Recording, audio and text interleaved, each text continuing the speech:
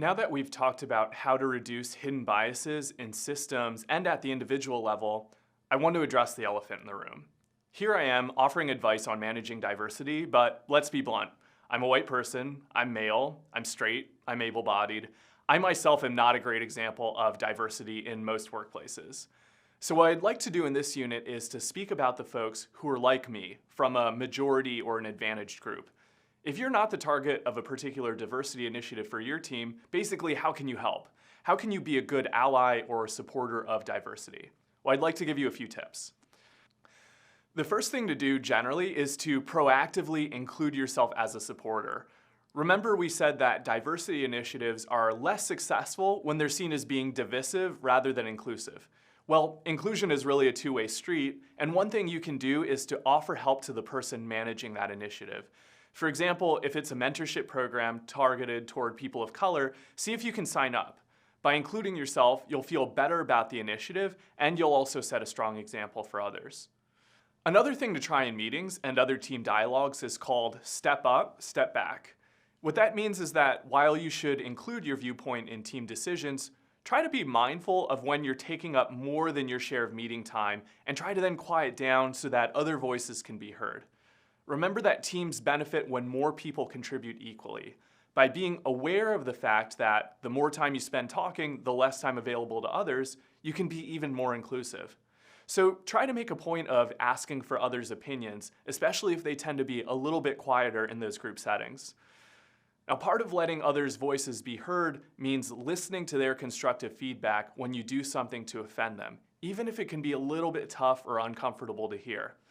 One guarantee with any sensitive diversity issue is that we're all going to make mistakes. It's easy to unintentionally say something that might make a person from an underrepresented group feel less valued or just like they don't belong. This might be an insensitive joke or some other dismissive comment that relates to that person's gender, race, orientation, or some other characteristic. So take a common example in the workplace. Someone might say to a working mother, I don't know how you do it all. It must be so hard to manage a household and have a full-time job. Now, for those of us who have made a comment like that, it might be hard to see why that would be a problem. After all, in your mind, right, you're trying to be supportive. But notice that working dads almost never get comments like this.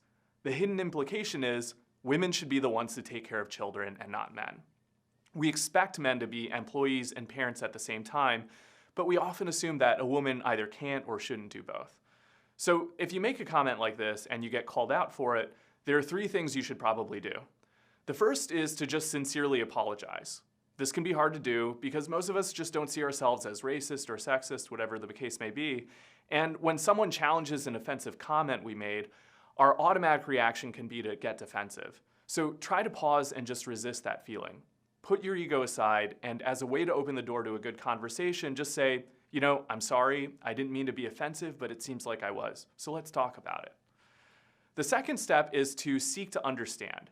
Basically, just listen to the other person, and you'll probably learn something new about their personal experience, which helps you form a better relationship with them. And this third step is then to discuss concrete steps to avoid making the same mistake.